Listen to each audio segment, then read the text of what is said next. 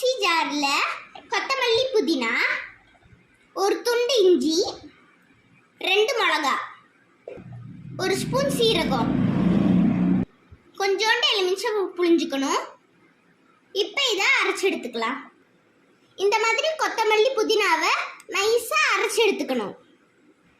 இப்போ 2 உருளைக்கிழங்க மசிச்சு எடுத்துக்கலாம்.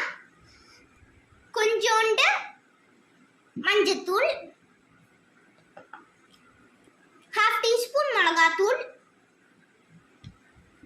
கொஞ்சோண்டு கரம் மசாலா,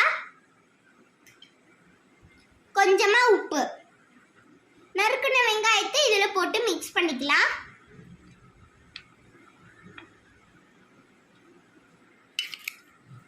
இந்த மாதிரி மிக்ஸ் பண்ணி வச்சுக்கலாம். இப்போ ஒரு பவுல் எடுத்துக்கலாம். 4 ஸ்பூன் கடலை மாவு, 2 ஸ்பூன் அரிசி மாவு, 1/2 டீஸ்பூன் உப்பு, 1 ஸ்பூன் மிளகாத்தூள், 1/2 டீஸ்பூன் மஞ்சத்தூள். இப்போ கொஞ்சம் கொஞ்சமா தண்ணி ஊற்றி மிக்ஸ் பண்ணி வச்சுக்கலாம்.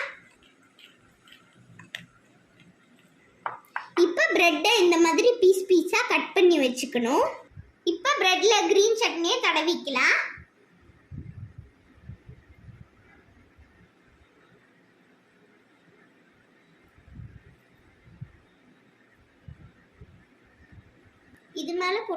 இது மேல பொட்டேட்டோ ஸ்டஃபிங் வச்சு இன்னொரு பிரெட்லயும் கிரீன் சட்னி தடவிக்கணும்.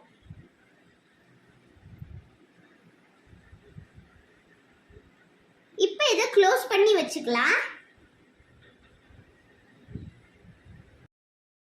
இப்போ இந்த பிரெட்டை இந்த மாவுல முக்கி டிப் பண்ணி பொரிச்சு எடுத்துக்கணும்.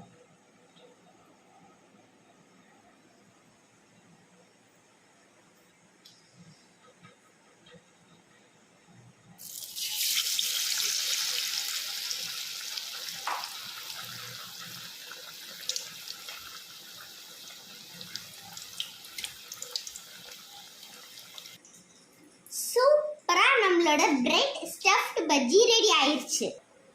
உங்க குழந்தைங்களுக்கு செஞ்சு கொடுங்க, ரொம்ப விரும்பி சாப்பிடுவாங்க. என்ன அவசரம் சொல்ல